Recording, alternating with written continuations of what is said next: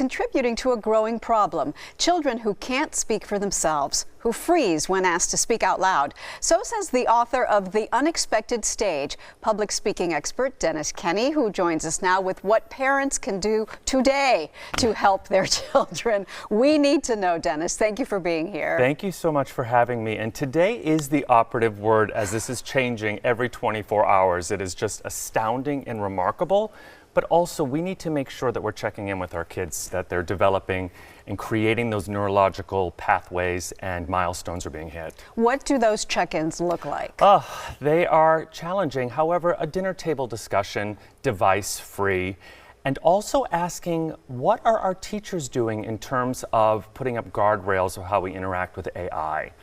Because we always are taught that an A is the sign of you are progressing, you're on the path, but how did we achieve that A? And this isn't about catching somebody cheating. It's about making sure that they're going through those challenging questions, trying to find the right word so they can develop and actually be able to linguistically communicate their thoughts. As a parent, I struggle with this. I forbid it right now, and I don't know if I'm making my child, if I'm hurting my child, depriving my child of something that everybody else is using, if I'm creating like a need to like be sneaky and find out ways to use it because I'm forbidding it. So where's the balance? Should I be teaching responsible use or no use? Responsible for sure. When we forbade, and this goes back generation after generation, it makes them want it even more. And also, we're being judged now in the marketplace, even with school recommendations, how well do you engage with AI. So it is a skill. Oh, absolutely. AI proficiency is the #1 priority. If you don't learn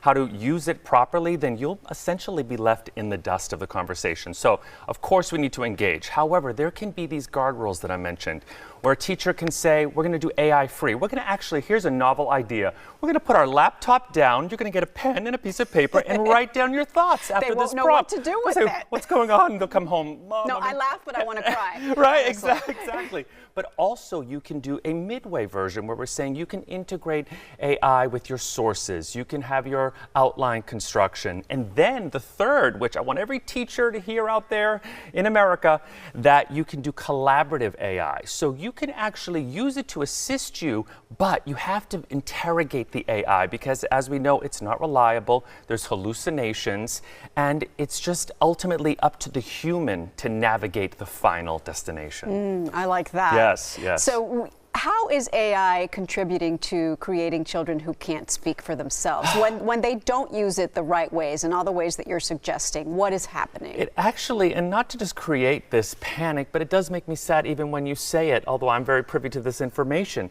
Storytelling is the key to how we connect with people. Even you and I, before we get on air, we're exchanging these discussions. If I'm going through those cognitive developmental years with my head buried in a device, yes, I know the answer. This has nothing to do with IQ, but I can't use empathy. I can't use descriptive, visceral language that allows me to rise to the surface above all of this technological world and landscape that we live in. So as a parent, what's something that I can do to teach my child how to speak for themselves? Yes, so it goes back to the dinner table. So now we have the devices free. We say, how are things going in school today? Good, Mom. Right. Well, tell me why it's good. Right. Give me some explanations. What was particularly a highlight of your day? Or what is something you're grappling with as well? Also, talking to your teachers, because as we know, the educational landscape, and I've been in these classrooms, I've taught 5th grade all the way up through seniors. I know what they're capable of, but I also know that it's almost like playing whack-a-mole to see what they're, to keep ahead of them to make sure they're actually doing the work. But you say to a teacher, send an email, what are your guardrails in place for AI, for restrictions, for where it's integrated? Is this a discussion that we have from day one?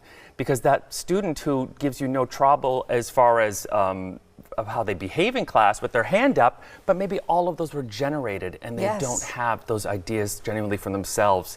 So honor roll, that's great, but down the line when they're in a job interview or even in their social relationships and someone says, how was your day? Oh yeah, my day was good. Oh, I have to say this too. So I was at dinner the other day and I look across and there's this mom with her teenage son, and the waiter comes up, he has his head in the phone, and he says to his mom, can you order me this? Oh, no, she orders for him. No, she didn't. She does. So here's to answer your question. Say, speak up. Tell her exactly what you want. And then the irony is that 2 seconds later, he's on his phone and social media.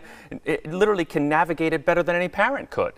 But if you do not allow that neurological, that cognitive function to progress and to grow, it's not even atrophy. Adults have atrophy in cognitive. We They're can get never it back. learning it in the first place. Exactly. Ugh. It is completely never developed, and it is hard in the long run. I could talk to you forever about I know, this. I could too. Thank you, Dennis. Thank you. Luckily, we have his book. Yes. And we can all pick up a copy Yes. of The Unexpected Stage to learn more about this and everything that we can do to help our children.